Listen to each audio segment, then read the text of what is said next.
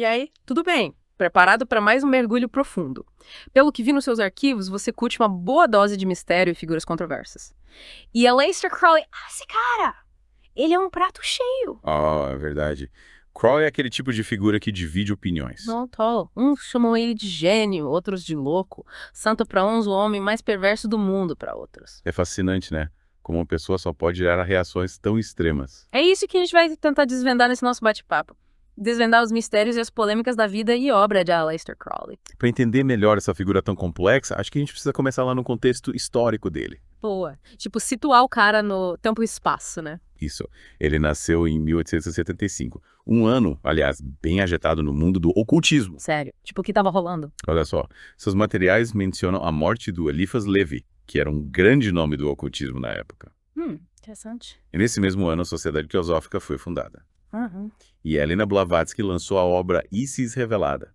Imagina só a efervescência de ideias místicas. Nossa, devia ser um caldeirão borbulhante de ocultismo. E para completar o cenário, Carl Jung e Albert Schweitzer também nasceram em 1865. Caramba! Que ano marcante.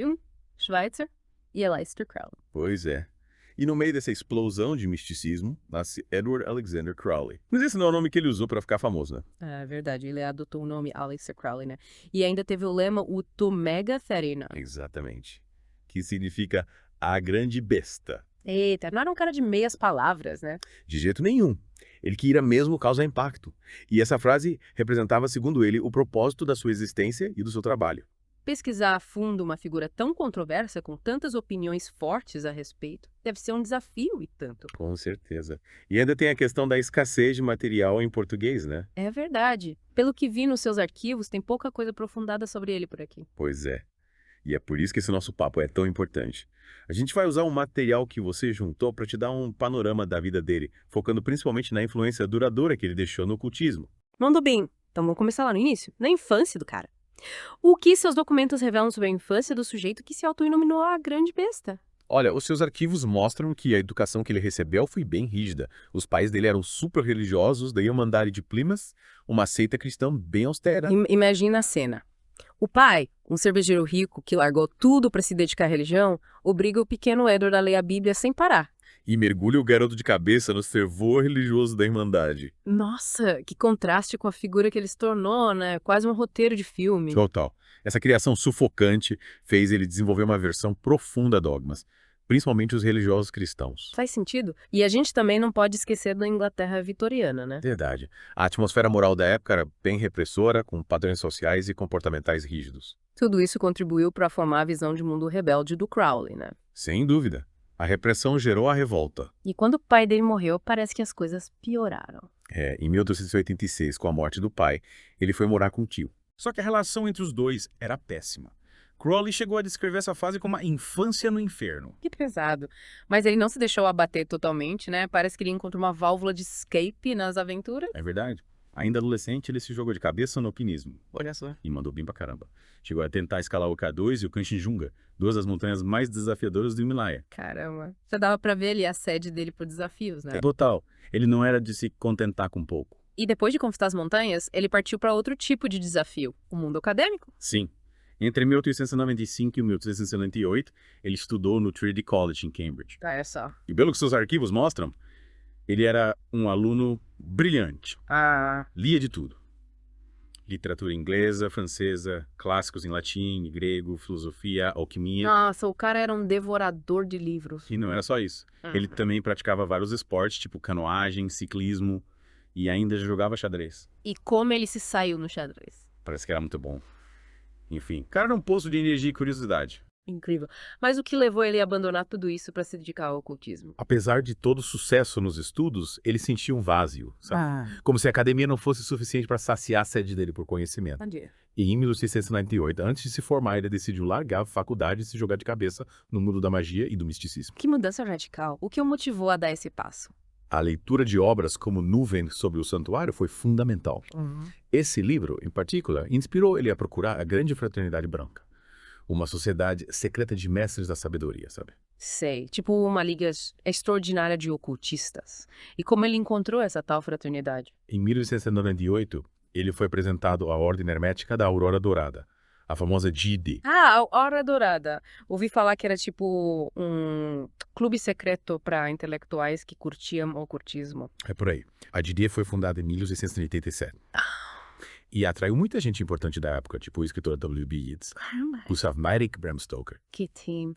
E o Crowley, como se saiu nesse meio? Ele subiu rapidinho nos graus da ordem. Tinha talento pra coisa, sabe? Mas, ao mesmo tempo, ele causava muita polêmica. Escrevia usando pseudônimos e a vida sexual dele era escandalosa pra época. Nossa. Isso gerou atrito com alguns membros da ordem. E mesmo com todo o talento, a iniciação dele no segundo grau foi negada pelos líderes da seção inglesa. Poxa. Mas ele não desistiu, né? Que nada. O Mathers, que era o líder geral da ordem, estava em Paris, decidiu iniciar ele mesmo assim em 1900. Olha só. Esse episódio acabou sendo um dos estopins para uma crise na Diré. Ei, parece que a coisa ficou feia. E como? Já existia um clima de insatisfação com a liderança do Mathers, e o caso Crowley só piorou as coisas. Aí teve um racha na ordem. O grupo de Londres, liderado pelo Yeats, declarou independência. Nossa, e aí? Aí, meu amigo, começaram as tretas. Teve até relatos de batalhas mágicas entre as facções. Crowley e Mathers de um lado, Yeats e os outros do outro. Que loucura. Batalhas mágicas. Parece coisa de filme. Pois é, uma história pra lá de bizarra. No fim das contas, Crowley e Mathers acabaram isolados. E o GD se fragmentou em várias outras ordens, muitas delas mais voltadas para o cristianismo. É pelo jeito, a Aurora Dourada perdeu o brilho original. E o Crowley como lidou com essa bagunça toda? Ele tinha largado um trabalho mágico importante para apoiar o Mathers, né? E aí se viu numa situação complicada. Resolveu, então, viajar para Nova York e depois para o México. Olha só, e essa fase mexicana foi importante pra ele. Muito. Além de ter escrito Tannhauser num tempo recorde, usando técnicas de magia sexual. Caramba. Ele conheceu um líder da maçonaria local que ficou impressionado com ele. Tanto que o convidou para se iniciar na ordem. E Crowley, como era de se esperar, subiu rapidinho na hierarquia maçônica. ele tinha jeito pra coisa. Mas e o Eckenstein? Ele sumiu do mapa. Nada disso. Ah. O Eckenstein reaparece nessa história e tem um papel fundamental na trajetória do Crowley. Como assim? Crowley sempre admirou o Eckenstein, né? Via ele como um mentor no alpinismo. Só que o Eckenstein era bem crítico em relação ao Crowley. Dizia que ele não tinha tanto controle mental quanto pensava, e que a visão dele sobre magia era muito romântica. Interessante. A partir daí, Crowley resolveu adotar uma abordagem mais científica nos seus experimentos mágicos, e o Eckenstein foi o guia nesse processo. Nossa, que reviravolta. E depois dessa fase de treinamento mental com o Eckenstein, o que ele fez? Ele foi para Ceilão, no Sri Lanka, encontrar com Alan Bennett. Ah, o ex-mentor dele da Aurora Dourada, né? Isso, que tinha se tornado um monge budista. Lá, Crowley estudou yoga e budismo. Que fase mais mas ele não abandonou as aventuras, né? Claro que não. Ele e o Eckenstein tinham planejado uma expedição ao K2, lembra? Lembra. A expedição rolou em 1902. Depois, Crowley voltou para Paris, cada vez mais decepcionado com Mathers. Sei. Acabou se autoproclamando Lord de Boleskine, na Escócia. Lord Crowley. E se casou com a Rose Keller. Olha só. E foi aí que rolou a grande virada na vida dele, né? A revelação da lei de Telema. Exatamente. 1904 foi um ano crucial. Crowley e a esposa estavam viajando pelo Egito.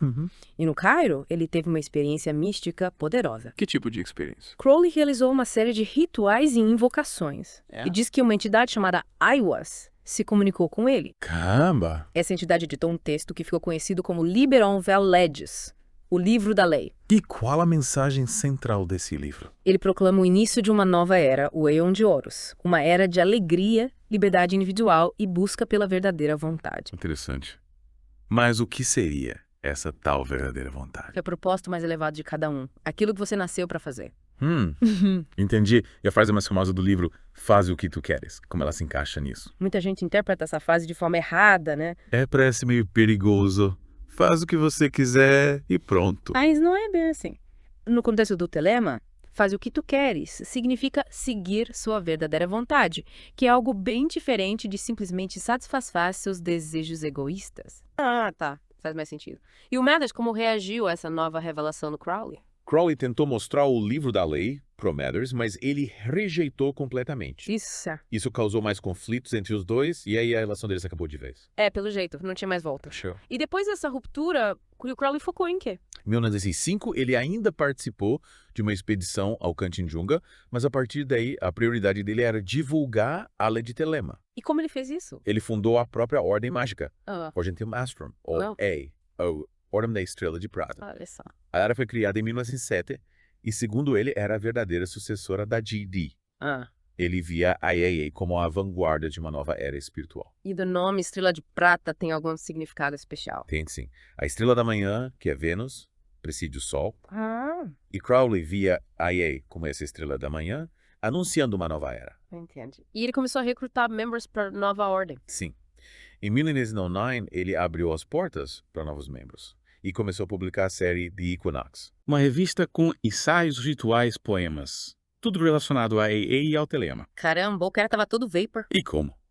Essa fase foi de muita produção intelectual e mágica para ele. Ah. Ele escreveu vários livros nesse período, Sei. mas também passou por momentos difíceis na vida pessoal. Tipo. A filha dele morreu em 1906 e ele se divorciou da Rose Kelly em 1909. Nossa, que fase difícil. E foi nesse período que a OTO entrou na história dele. Sim, a War do Templo Orientis. Era a famosa OTO. Isso. Em 1912, o Theodore Roos, que era o líder da OTO na época, leu um manuscrito do Crowley. Que manuscrito? O Liber 663, também conhecido como o Livro das Mentiras. E ele pirou, Por quê? porque ele identificou neste livro a chave para um dos segredos centrais da OTO. Que secreto. A OTO é uma ordem maçônica que foi fundada no início do século XX e dizia ter herdado ensinamentos secretos dos Cavaleiros Templários, incluindo práticas de magia sexual. Magia sexual. E o que isso tinha a ver com o livro do Crowley? O Heuss percebeu que o Crowley tinha descoberto, por conta própria, um dos pilares da prática da OTO. Caramba, que coincidência. O Crowley inicialmente foi acusado de ter vazado um segredo da ordem, sabe? Sei. Mas ele explicou para o Heuss que tinha aprendido essas coisas durante suas viagens e estudo no Oriente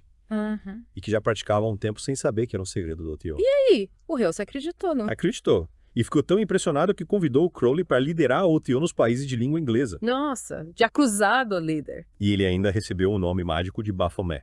Crowley, o Baphomet, que figura. E como ele administrou essa nova responsabilidade?